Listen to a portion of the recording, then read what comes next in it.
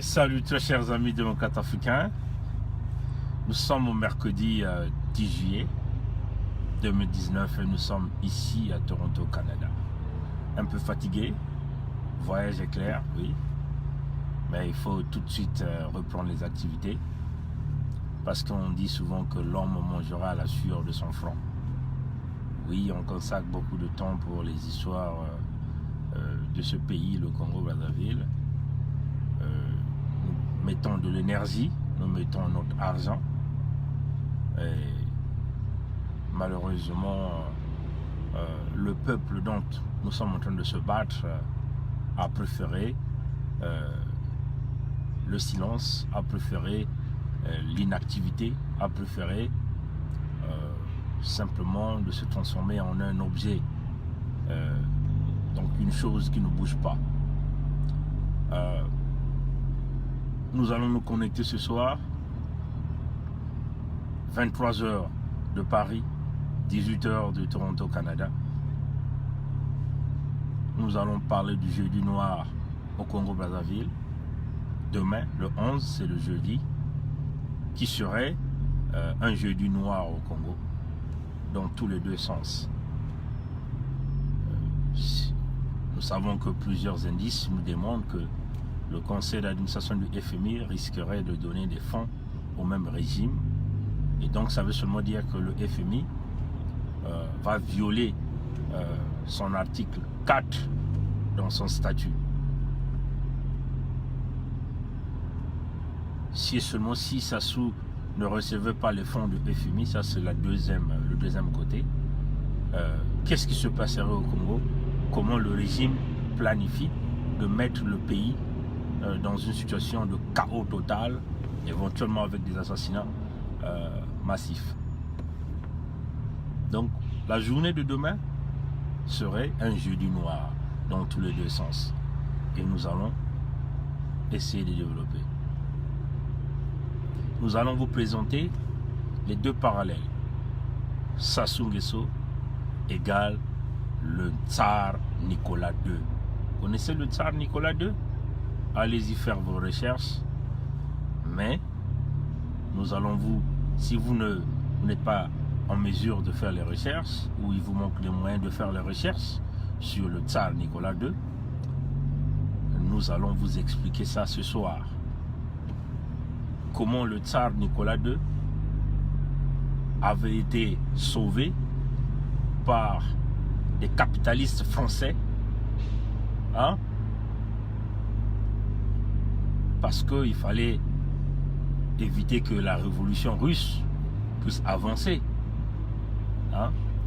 Mais malheureusement, quand même qu'il avait été sauvé par les capitalistes français, mais la révolution était quand même arrivée. Donc vous voyez qu'on va vous présenter les parallèles entre le tsar Nicolas II et Sassou Nguesso, qui est aussi d'être sauvé par les mêmes capitalistes français.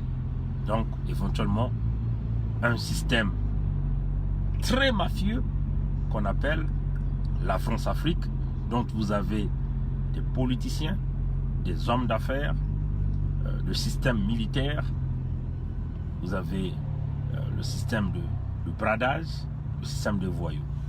Donc nous allons vous présenter le comportement de Sassou. Sassou se comporte au tsar Nicolas II.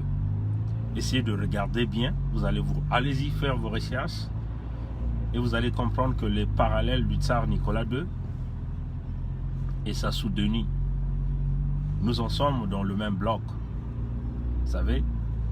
Et donc, nous voulons ici vous présenter ces deux parallèles. Ça serait ce soir très tard, l'heure de Paris, c'est 23h, 23h du Congo. Je crois qu'ils ont la même heure présentement.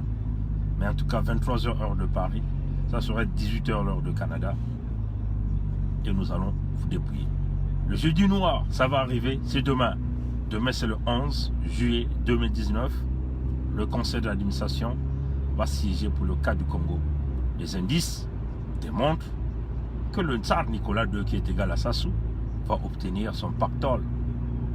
Mais, changement de dernière minute, peut-être parce que selon nos sources, le Fonds monétaire international a reçu des milliers d'appels des Congolais, du peuple congolais. Est-ce que ça peut changer la donne à la dernière minute? Nous ne savons pas. Mais si les capitalistes qui n'ont pas de foi, je parle bien de capitalistes qui n'ont pas de foi, parce qu'il y a des capitalistes qui ont une foi. Il y a des capitalistes qui croient à la valeur humaine. Parce que ces capitalistes-là ne peuvent pas faire de l'argent sans qu'il y ait des humains. Hein, chers amis? Il y a deux types de capitalistes. Ceux qui sont vicieux, prédateurs, aucun respect des droits de l'homme, ceux qui n'ont pas l'esprit d'éthique et de moralité, ceux qui vivent comme des animaux au fond de leur cœur et dans leur cerveau, ceux-là qui ne voient que l'argent. C'est ce que nous sommes en train de voir les capitalistes de la France-Afrique. Aucun respect pour la dignité humaine, pour l'être humain, aucun respect pour l'être noir, surtout les noirs. Ils pensent que nous sommes des animaux, ils peuvent nous assassiner comme ils veulent, ils peuvent nous massacrer. Mais il y a aussi le capitaliste qui pense que les premières ressources qui existent sur cette terre, ce sont les ressources humaines, donc les humains. Donc ces capitalistes-là donnent une valeur ajoutée à l'être humain en essayant d'améliorer leurs conditions de vie, leurs conditions sociales, afin que ces humains-là puissent continuer à travailler et à produire de l'argent pour ces capitalistes-là. Donc vous voyez que, et ces capitalistes, ça existe. Il y a des grands groupes, des grandes coopérations qui emploient, qui créent des emplois.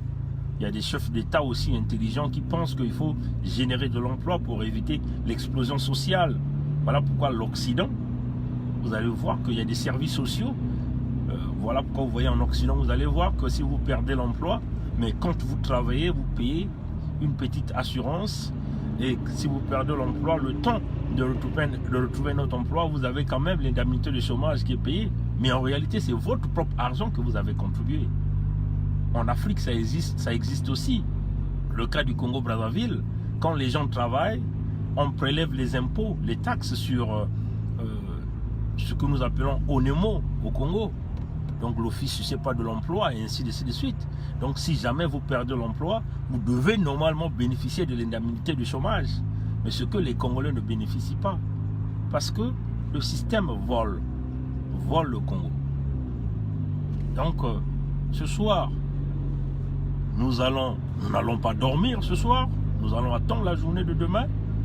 La journée de demain, certainement, nous serons là en train d'attendre le communiqué de presse de M. Gary Rice, qui est le directeur de communication du Fonds monétaire international. Quelles sont les raisons qu'il va venir nous apporter en expliquant au peuple congolais, comment ils ont fait pour donner de l'argent à Sassou Nguesso, ce qui est contraire à l'article 4 des statuts du Fonds monétaire international. Donc vous voyez que face à un peuple mouton, les capitalistes aigris vont toujours chercher à nous manipuler. Face à un peuple idiot comme le nôtre, les capitalistes qui n'ont pas... Il y a quelqu'un qui appelle, qui coupe les communications. Donc on lui dit de nous laisser terminer notre idée. Face à un peuple mouton, un peuple idiot, comme le nôtre, le Congo, les escrocs internationaux comme les escrocs nationaux ne peuvent que profiter. Parce que si aujourd'hui, si le FMI demain donne de l'argent à Sassou, ce n'est pas la faute au FMI, c'est la faute du peuple congolais. Parce que depuis très longtemps, nous avons demandé à ce peuple-là de bouger le pays. Parce que si ces escrocs-là sentent qu'il y a une forte réaction du peuple, ces escrocs-là, au cours de leur manipulation, pilotée par le système mafieux de la France-Afrique, devaient donc hésiter d'aller sur ce terrain. Ils devaient donc mesurer les impacts de leurs décisions. Vous voyez? Parce que là, ils devaient se rendre compte que le peuple résiste, tout le peuple est uni debout, disant non à ce système. Mais face à un peuple qui a opté pour le silence, un peuple mouton, qui attendent que soi-disant le FMI va apporter le bonheur au Congo, alors vous voyez que les escrocs internationaux ne peuvent que se réjouir de ce silence absolu, parce qu'ils sont convaincus qu'ils vont encore commettre une autre forfaiture en volant l'argent du Congo, en se tapant des commissions. Et c'est le peuple qui va payer le prix. Éventuellement, ce sont les générations futures. Là encore, on vous apprend ce que Sassou ne vous a jamais dit, la dette avec les Chinois, le rééchelonnement, c'est jusqu'en 2046. 2046, chers amis. 2046. Vous voyez que ces gens-là ne seront plus en vie. Donc, ils vont laisser le pays. Ils ont bradé tout le pays. Ils vont laisser le pays des générations et des générations dans le chaos. Pendant ce temps, les Nguesso et le système de la France-Afrique se sont tapés la plus grande partie d'argent. Vous connaissez la plus grande partie d'argent? Les 14 000 milliards des générations futures qui se retrouvaient à la Banque économique des États de l'Afrique centrale. Mais vous le savez, le CFA est géré par la Banque de France. La Banque de France a des fonctionnaires qui travaillent au niveau des banques, au niveau des zones CFA, des banques centrales, donc au niveau de la BAC, Banque économique de l'État de l'Afrique centrale, et au niveau de la zone de UEMOA. Ces fonctionnaires-là surveillent en réalité les euros que cette Banque de France a donnés, et donc c'est enfin vendu au niveau de ces banques-là. Vous voyez? Mais la France était informée, ou on peut dire le système capitaliste de la France-Afrique était informé de la sortie des 14 000 milliards de l'argent des générations futures. Mais ils n'ont rien dit, parce que l'argent a été partagé. Comme d'ailleurs le tsar Nicolas II a fait. Vous voyez, chers amis, l'argent a été partagé. Mais aujourd'hui, cette même machine de la France-Afrique, par le biais du Sénat français, des entreprises totales, puisqu'il y a des articles qui le disent, et même l'exécutif, donc le palais de l'Élysée, interviennent pour qu'on vienne sauver le soldat Sassou. Vous voyez que c'est un complot contre le peuple congolais. Vous voyez, chers amis. Donc face à un peuple tétanisé, un peuple qui pense que les cieux vont s'ouvrir, qu'il y ait un Jésus qui va descendre pour les sauver, ben, les escrocs internationaux vont continuer à manipuler, à voler, à piller, à tuer, à détruire. Mais si vous faites face à un peuple qui a l'esprit du bœuf, vous voyez, ce que nous avons l'habitude d'appeler ici en Amérique du Nord le buffalo, un esprit combatif, un peuple qui dit non, pas question, trop c'est trop, enough is enough, it's time to make a stop. C'est le moment de mettre un arrêt à cette magouille, à cette mafia, à ce vol organisé, à ce pillage et à la destruction. Les escrocs internationaux n'auront en ce moment-là pas d'issue. Vous voyez que le cas du Congo, c'est le peuple lui-même, parce que ce peuple-là croit que le FMI lui apportera le bonheur qu'il veut. On va continuer ce direct ce soir. Ce soir, ça va chauffer. Jeudi noir au Congo.